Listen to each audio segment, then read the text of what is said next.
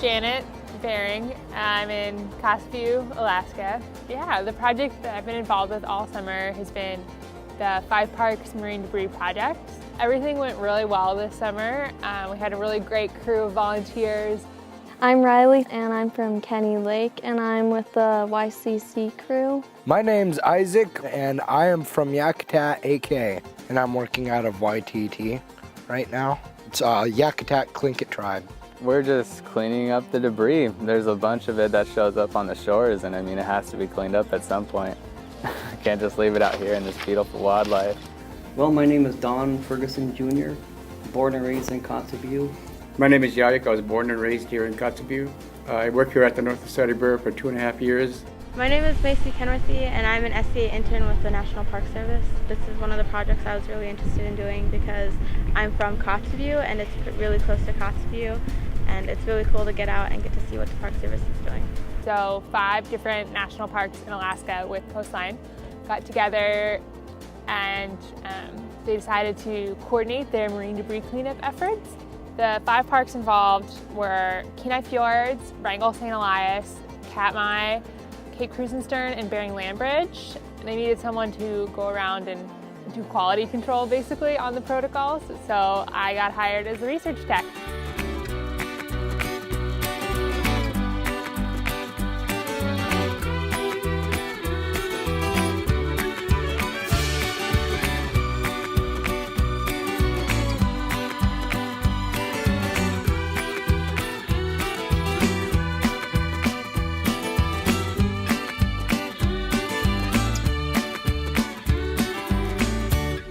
We're taking data on the debris, so we're sorting it into bags by the type. We have 6 categories: plastic, foam, metal, rubber, ropes and nettings, and other.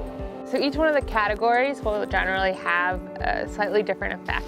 Plastic is pretty well known as having a lot of harmful effects, and plastic and foam have some similar effects in the sense that they will both leach their chemicals into the environment. I think a lot of people have heard about the plastic Nalgene bottles leaching chemicals into the water you're drinking. Well, the same thing happens when a plastic water bottle is sitting on the beach. It's releasing toxins into the environment. It's also impacting wildlife because seabirds, everything from seabirds to bears, will think it's food or think it's something to chew on.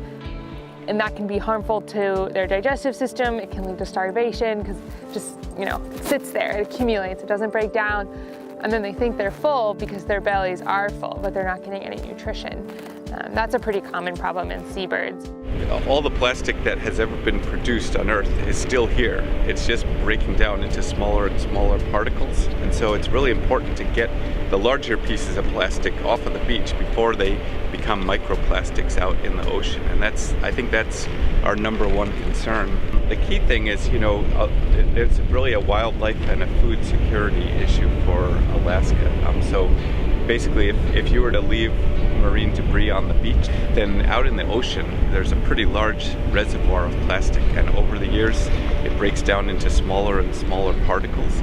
It actually, a lot of pollutants, things that we banned in this country for instance, glom onto those, and they're really easily taken up by fish and plankton, especially as they break down into smaller and smaller particles.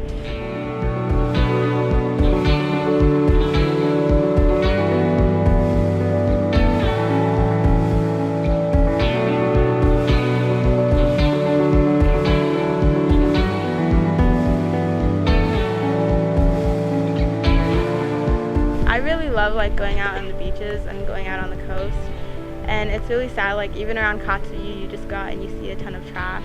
I think it makes for a better, a cleaner place to live and play, for the kids to go out there, and there's kids now that when they find out about the marine debris and they start reading about it and seeing about it, and then they're more cognizant about their trash. Instead of just drinking that pop and throwing it over on the side of the boat or on the beach, and they think and they take bags. I was talked about all the trash we see that's on the coastline there, and sometimes we pick some of that up and take it back with us when we go. And then we found out they're having this little cleanup thing, so my wife and I decided to sign up for it. We did it real limited last year, and we're taking full advantage of it this year.